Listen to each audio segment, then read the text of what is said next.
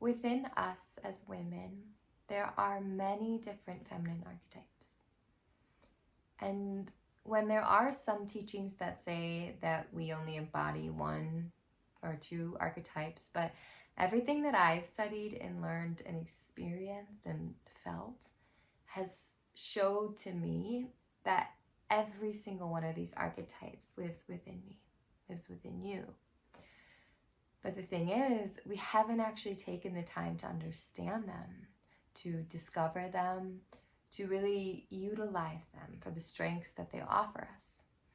And instead, we live our lives disconnected from these spaces within ourselves. And because of this, they come through in the form of a shadow. All of us have experienced this. An archetype, most likely many or possibly all, in the shadow form. But today we're going to focus on one specifically. We're going to look at the healer. There are a lot of powerful goddesses emerging as healers today. Unfortunately, though, that healer is often coming through in the shadow form. The shadow side of the healer can be quite difficult to recognize because many of her qualities are actually celebrated by our current society. But a very common shadow of the healer is feeling responsible for solving everybody's pain and struggles, even when their advice, your advice, or presence has not been asked for or called on. So just hear that, let that land for a second, because I believe that this is one of, if not the most common shadow archetype that is surfacing in the world today. Because as more beings, and women especially, are waking up, they are understanding those aspects of themselves that are the healer. However, they haven't learned how to integrate her into their being and to have the ability to radiate as this from the heart space and not from the ego. So the healer also in this shadow is at risk of neglecting herself and overgiving, which leads to feeling very depleted and drained of her natural resources, of your natural resources. And often the shadow side of this comes through as this kind of like gifted complex that carries the belief that nobody can heal unless they work with you, or, you know, with your skill set or your gift or hers, you know. And this is the ego, because the reality is that within each of us, we are a healer. And that when we choose to work with the healer, we're not actually being healed by that healer. But what's happening is the healer within ourselves is actually being evoked through that ability of the other person to hold that space. But it takes two working together. But ultimately, the individual person is doing the healing for themselves while being held and supported and awakened by this other being. Women, we are healers. We are powerful beings. And we have an innate ability to do this. But we have to look at where it's coming from. Because in her shadow, the healer is more focused on self-gratification as the driving force for offering help instead of actually focusing on the person's healing.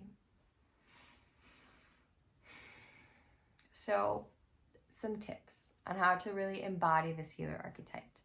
So the first one is to create space for yourself. Be with yourself. Allow yourself to be, to feel, to experience, to expand, to move. Another thing is, one of the most important, is to practice the art of active listening. You're not listening to speak. You are not listening to even serve. You're not listening to heal. You are holding space. You are actively listening to whatever is being shared with you.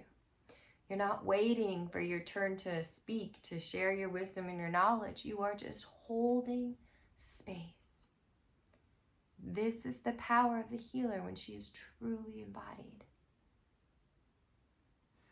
Another piece that really allows us to embody the healer without the shadow is when we focus on helping and supporting from the sidelines, rather than taking control of somebody's life or experience. You may know the answer, but it is not always your answer to give. Support them, hold, guide, lead side by side with them. Don't take control.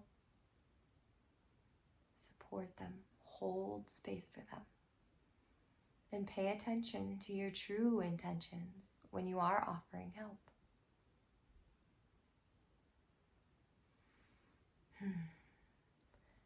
As women, we have to learn how to embody these different feminine archetypes so that we can be activated and alchemizing within our world, within ourselves.